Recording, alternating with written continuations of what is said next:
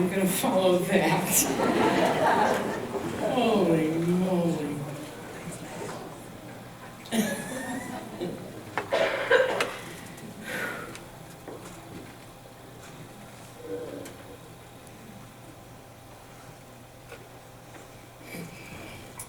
So usually on the first Sunday of the year, I design a talk around intentions and New Year's resolutions.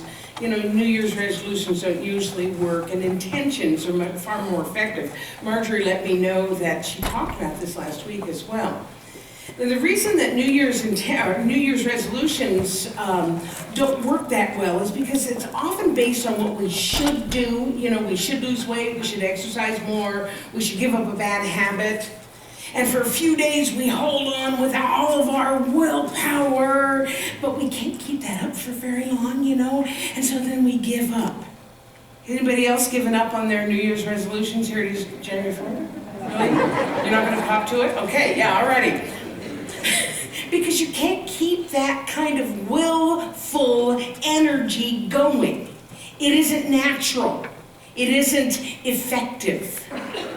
On the other hand, when we set intentions, that's all about the mental and the spiritual consciousness, developing that consciousness of the thing that we say that we want to have. In other words, when we set our intentions, we are working in the mental and the spiritual realm of spirit, of the universe, and we are giving it a clear picture of how we want our life to work. So an intention would be, instead of I need to lose weight, an intention would be I am in perfect health. Do you hear the difference? One's a should, one's a higher ideal. That way we become conscious co-creators with the divine. We are creating lives by design as opposed to default. So let me share with you something that Ernest Holmes said about co-creation.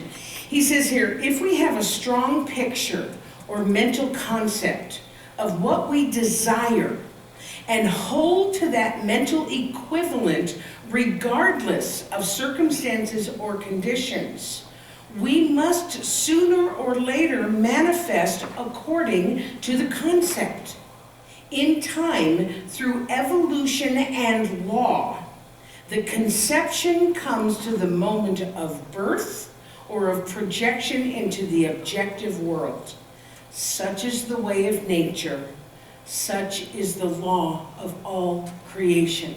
So we have it here, we nurture it, and eventually it comes out here.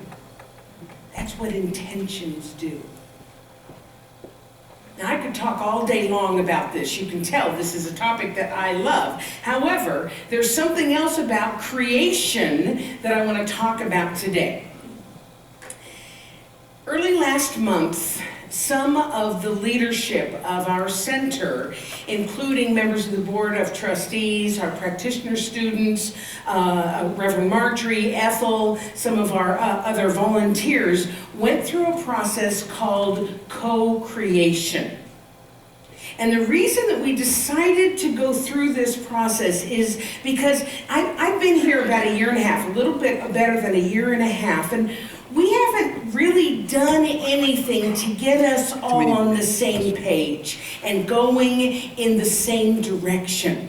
Yes, we're all interested in growing the center. We're all interested in spreading the teaching out into the world. We're all interested in building community. And we're working diligently to make that happen. But something seems to be holding the process up. We haven't been growing, we haven't been building community at the rate that we thought we would, and building it into what we dream of as our center. So we decided to bring in Dr. Kathy Hearn, who is the former leader, spiritual leader of Centers for Spiritual Living. If you were here last month, you heard her speak. And we brought her in to take us through a very deep, very intense, sometimes painful, highly spiritual process of co-creation. Now, the tagline of the co-creation process is revealing newness through group healing. So I just want to talk a bit about, group healing implies that something needs to be healed, right? So this is kind of what we're facing, right? The premise of this is, before we can reveal newness, it's necessary to identify old ideas and beliefs and feelings and resentments and stories that are keeping us stuck, both individually and as a group. Well, I want to tell you that's where the work began, where the real work and the real awarenesses happened. To begin with, the very, very first part, we're sitting in a big semicircle. There were 20 of us, right? And we made a list, everybody contributing, of the things that were working well with the center. And there were lots of things. We had a lot of pages of things that were working well. And we celebrated, woohoo! And then we listed the things that were not, that we felt were not working well with the center. And there were lots of those as well. And we didn't celebrate that. We didn't celebrate that too much. But what Dr. Kathy kept pointing out to us was that both lists, the list of things that were working, the things that were not working, were coming from our personal point of view and not necessarily the truth. Are you hearing what I'm saying? It's like this is what we feel, this is what our opinion is, but it's not necessarily the truth. Because what one person thought was working really well, another person didn't think was working so well. What a group of people felt was really important and really, really valuable, other people felt were unnecessary. And some people were even like, ooh, no, I don't like that at all. It's kind of gross. Not gross. I mean, we don't really do gross things, but you know what I'm talking about, right? In other words, both of the things that were working well and not working as well were a matter of personal opinion and point of view. This is really important to get because it brought us to the realization is that we bring ourselves and our energy into everything we do. It's true in our families, it's true in our work, and it's true in our spiritual community. So that means that all the opinions and the ideas and the beliefs and the resentments and the stories that we as individuals are holding on to in our lives, we are bringing into the life of the community, of the center. The reason for this is it's pure science of mind teaching. Because everything that we have ever believed or heard or experienced in our lives is part of who we are. You understand that, right? Ernest Holmes calls it our mental atmosphere. We call it our vibe, right? You know, everybody has got a vibe. You know how sometimes somebody's like, kind of a weird vibe. You don't want to know it, you know? Other people have that vibe where it's like, I just want to hang out with you all the time. So we bring that into things, right? So we bring everything, who we are, into everything we do, into everything we experience. So it means that this center is an amalgamation of all of our mental atmospheres. We are manifesting this center. So I gotta tell you, this was powerful stuff. You can imagine this work that we're doing. It was also sometimes really, really uncomfortable because it didn't end there. Anybody who's been through the process are like, oh yeah, I know what she's going to talk about now. Okay, so we did there's a big process. Oh, incidentally, you know, I'm from the US, so I say process, and I'm sure you're putting it through your minds and hearing process, right? So I'm keeping with process because that's how I say it. Okay, so we did another process. Okay, this is where it got really interesting. We discovered and moved through one of our most prevalent individual fears or negative beliefs that we had about ourselves. We like, okay, here is my word of fear. And then what we did was we examined not only where it came from, but then we examined how we respond when we are faced with our fear. Like, do we withdraw, or do we try to control, or do we rebel, or do we become angry? Well, this process, needless to say, there were some tears, and there was some frustration, there was anger, there was a lot of awareness going on, but, it was tough. And it's not that people were angry about the process, although that may have been true. But anger, because as we went through this process, we realized that fear that we were identifying, that belief system is following us through our entire lives and keeps showing up in our relationships, in our jobs, and all of our experiences. But as the master teacher Jesus said, then you will know the truth, and the truth will set you free. But somebody wise also added, but first it will make you miserable.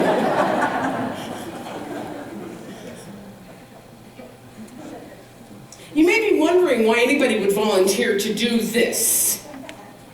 I know every one of us asked that question at some time or another during the weekend. I know I did. And what happened is that each one of us who walked through that valley of fire, is the best way that I can describe it, came out on the other side clearer, stronger, and more aware of how we are showing up in life, in every aspect of our life. At the end of the process, each one of us chose a word or an aspect of God that was our individual truth statement, that which represented who we really are, our higher selves. For instance, I didn't know whether I was going to share this or not, but I am. My word of fear was failure.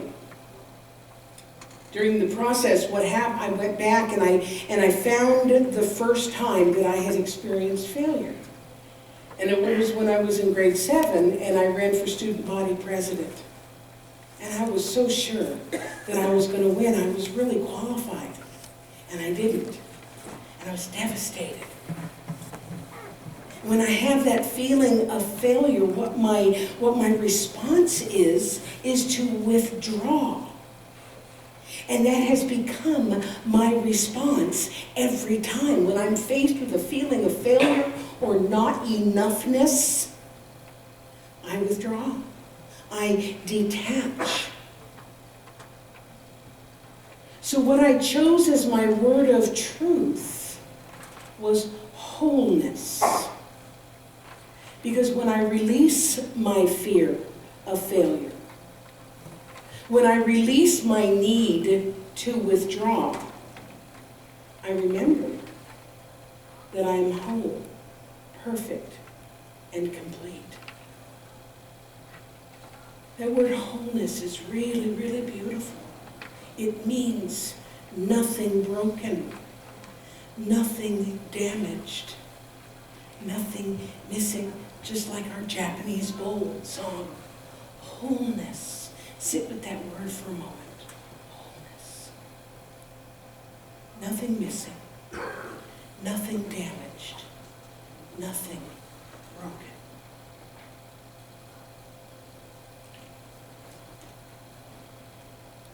Because the truth is, the spiritual truth, we are that. We are that. We are perfect, whole, and complete. Each one of us is a part of the divine wholeness. That's what wholeness is. We are part of it. We have the divine nature within us. Take a breath.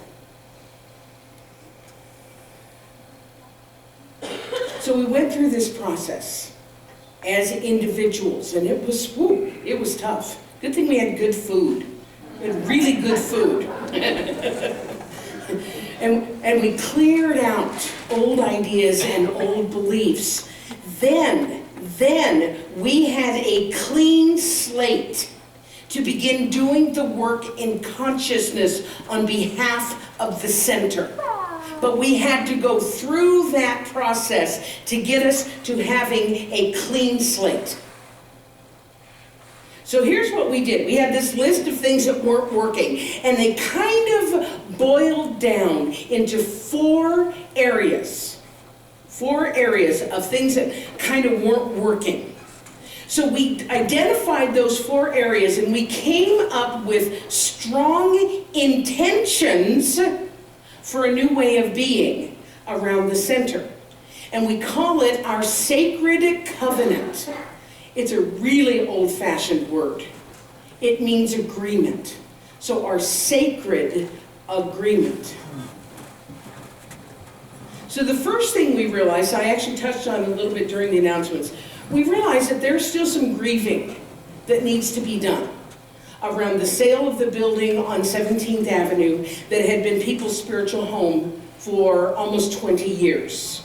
There was the loss of that environment, there was the loss of that sense of community, and there was the loss of Dr. Carroll leaving. And so, these are major losses. What has happened with this community is that people who are no longer coming because they lost something real to them. They lost something important. It's the reason we're having the Burning Bowl on the 18th. So the intention that we came up, don't ignore that one. It doesn't come yet. The intention that we had is to honor and release the past and embrace the present. Honor and release the past and embrace the present. What we also recognized that was part of what's not working are the comparisons between how it used to be and how it is now. And the truth is, one isn't better than the other. They are different. They are different. And our teaching encourages newness. It encourages doing things different and new and changing, making the new welcome, even if it is different. So our next intention is to give rise to a new vision and a new voice. Yes? Is that sounding good? Okay. One of the other themes that was very, very apparent to us is that our Sunday meeting space doesn't work for everybody. It doesn't suit everybody. Many people would like it if we were all under one roof again. That goes back to kind of the first intention as well. We also recognize that we have a beautiful office and classroom space. If you haven't been there, you need to come and see it. It is absolutely one of the most beautiful buildings I've ever been in my life, and it doesn't completely suit our needs. Not completely. So our intention for that is to manifest a spiritual center that supports our full expression. Now I want to point out, this is worded very broadly, right? It's not like, we're going to have a new church and we're going to... No, it is to manifest a spiritual center that supports our fullest expression. We want to leave it open to the outcome of all kinds of possibilities. And the last area that some people felt weren't working was in creating relationships and the sense of community. That in our present configuration, it's hard to meet people and truly build a sense of community. So our intention for that is to deepen relationships and expand community. Again, very broad, to allow room, allow spirit to come through, to allow for new ideas and new inspiration. And then finally, we added this one, although it really is not a part of what was not working, because We are a financially sound center. Yay, thank you, God. Thank you. Thank you, God, as you. We are a financially sound center. And yet we wanted to put this into our covenant. So it is to be thoroughly supported and abundantly prospered in the fulfillment of these intentions. Now I want to point something out here, folks. This is not a to-do list. You notice there's no action step here at all. Nothing like that. This is a living, breathing, fluid document of intentions, of seed planting. Because basic metaphysics teaches us that we plant the seeds. We set the intention, and that allows the universe to know what it is that we want, but we don't tell the universe how to bring it. Does that make sense? Are you with me? Okay. Because that was the Einstein quote, which was, I made a mistake there. It says, no problem can be solved from the same level of consciousness that created it. So we've manifested this center that some people are saying doesn't quite work for them. That's our consciousness. We need a new consciousness. We need a new idea. We need new intentions, but we don't need to tell Spirit how to bring it about. We just need to know it and celebrate it. So this group of people, by doing the work that we did, by setting our intentions during this process, we are expanding and raising our consciousness to a new way of being. We're creating a mold that Spirit can work through to bring about the best and highest good of the Calvary Center for Spiritual Living. So in a moment, I'm going to ask you all to repeat our sacred covenant prayer. But before I do that, I want to clue you into just a couple of other things about the process. You know, I said that we as individuals all came up with a word of truth that was representative of our higher self. My individual one was wholeness. Well, it's interesting that the co-creation team also chose the word wholeness as our truth word. Wholeness. Nothing broken, nothing damaged, nothing missing.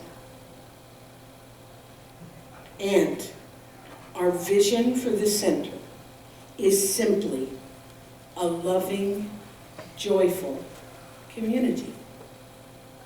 A loving, joyful community.